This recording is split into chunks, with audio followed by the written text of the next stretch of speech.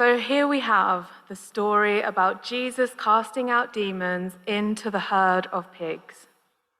This story can also be found in Matthew and Mark's Gospel. In the reading, we hear that the man has been possessed for years by numerous demons. I wonder what first comes to our mind when we think about casting out demons. Do we conjure up the word exorcism? Exorcisms are the process of casting out demons from a person who has been possessed. Now, my mind instantly goes to movies and TV shows about exorcisms.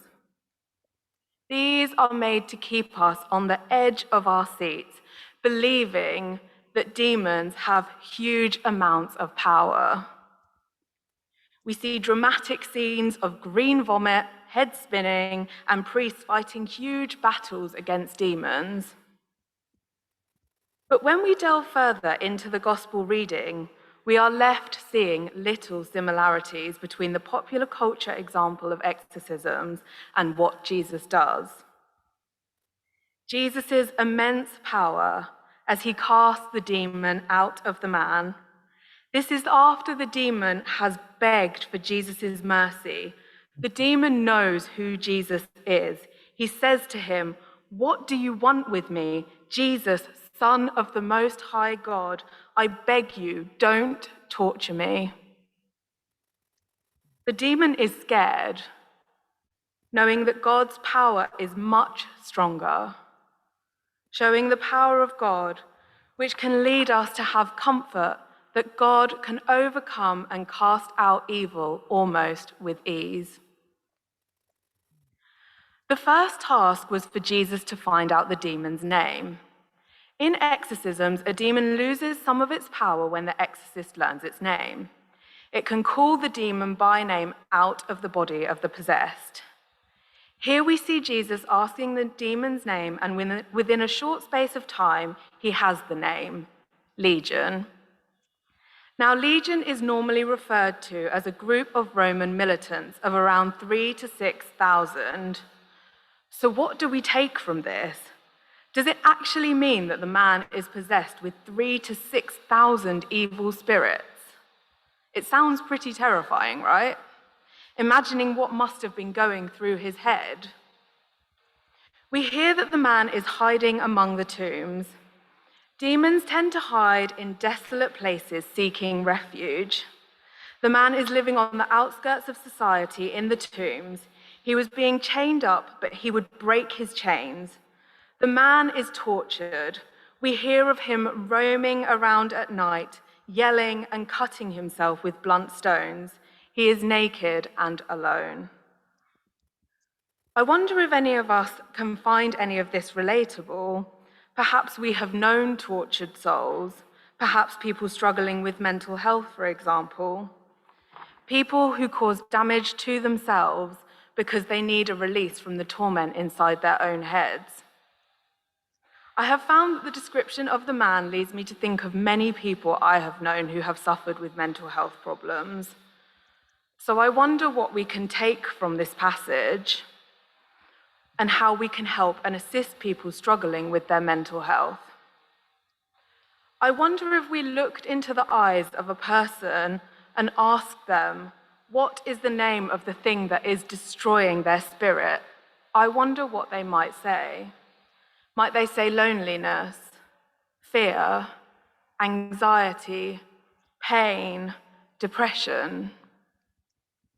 Given the horror films, you'll be happy to know that I do not suggest that exorcisms are required here. We are fortunate to have a society that is continuing to grow in its understanding of people suffering from mental health. So often therapy and sometimes medication can be the answer. For me personally, I found a mixture of talking therapies and connecting with God helped me to unravel some of my own issues. But also what I found incredibly helpful was being part of a church community. Now, what can people hope to find in a church? Friends, connection, support, and love, perhaps in a way they may have never experienced before. When a person is overcome with darkness, we ought to be the people who help bring light back into their lives. This means showing love where we can. Love drives out hate, fear, and loneliness. If we consider that demons thrive and grow in desolate places, it wants to pick people off who are feeling alone and rejected. What do people in our society need who are feeling lost and lonely? Well, firstly, they need to know that they are not alone.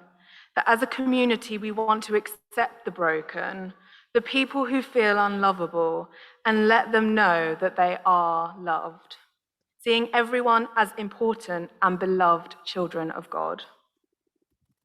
God gives us all the power to shine in the dark places, to provide comfort to people who are isolated and alone, casting out fear and rejection and replacing this with God's love and light. No demon can withstand the true light and love of God. Now, not only do demons thrive in dark and desolate places, but faith is also sometimes seen better in the dark. People who have seen great darkness can see the hope for people. For example, Nadia Bowles-Weber reflects on the idea that there was a reason that Mary Magdalene was the first person to see Jesus at the tomb. She had known darkness, and it's explained in Luke's gospel that she was possessed by 7 demons and had come through the other side. So she could believe at that moment when she sees the risen Christ that Jesus had won a victory over death. We know that the man who is possessed has not given up hope. He has faith that things will get better for him. He trusts that Jesus can save him. Can we be sharing this message with people?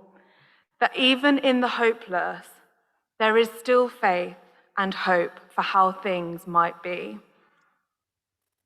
Considering the well-known villain, Darth Vader, can we see any similarities in behaviors and if there are any parallels in what happens in his story and demon possession? I've picked the following story because it shows ultimately that love can cast out fear, no matter how bleak things may become. But if you have not watched Star Wars, then there are spoilers, so I apologize. So Anakin Skywalker goes through troubles with losing his mother. He feels scared and lost and out of control, feeling like he cannot protect the people he loves. He becomes fortunate and goes on to train as a Jedi.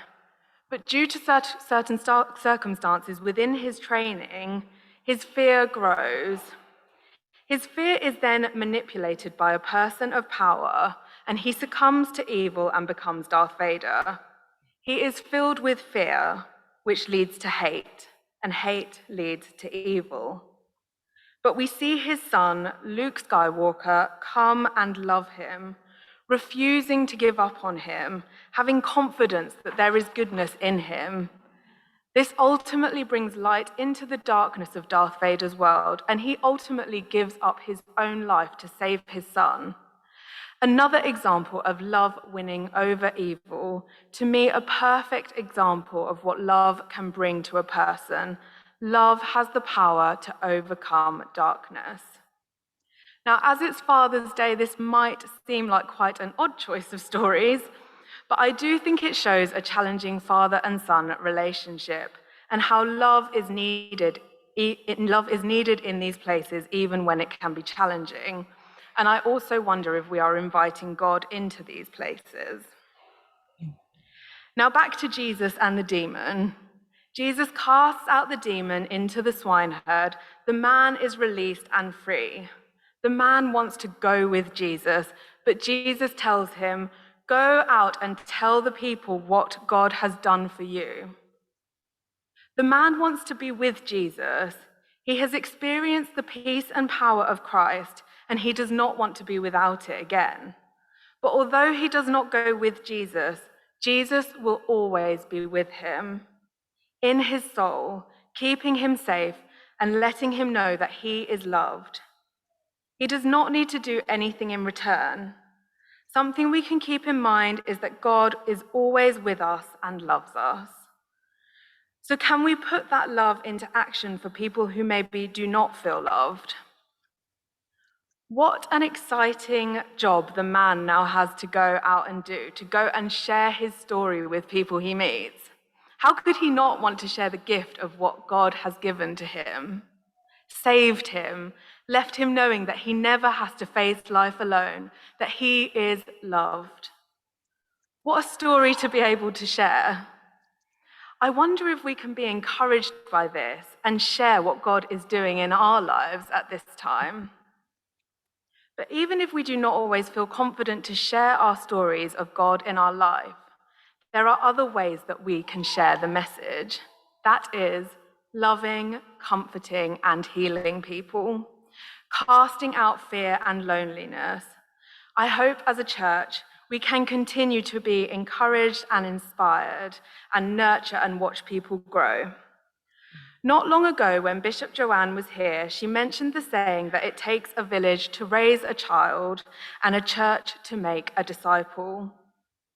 I would like to add to this that it takes a church to go into a suffering world, cast out the demons of loneliness, fear, and hate by bringing love and light into the darkness. We all have the power to cast out and exorcise the demons of hate, fear, and loneliness. So let's feel encouraged by this. God has our backs as we go out and bring light into the darkness. We saw in our Jubilee celebration many people wandering past and intrigued at what was going on. People getting the opportunity to sit and have a chat and enjoy a community gathering. I would encourage us all to remember that God is dwelling in these places as we show love to our neighbor, helping to fight loneliness and rejecting hate and fear. What a beautiful gift we were able to bring to the community. I would like to leave us with the following points that we are able to now consider throughout the week.